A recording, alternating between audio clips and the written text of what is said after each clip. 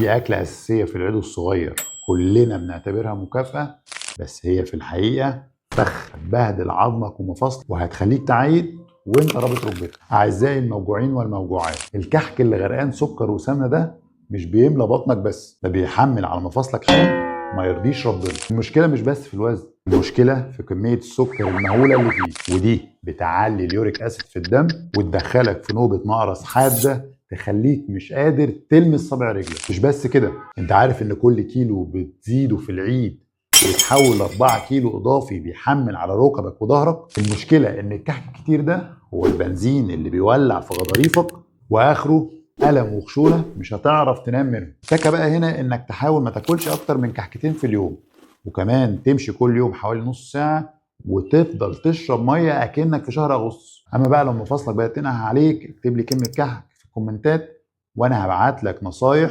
عشان تقدر تتفادى الالم ده.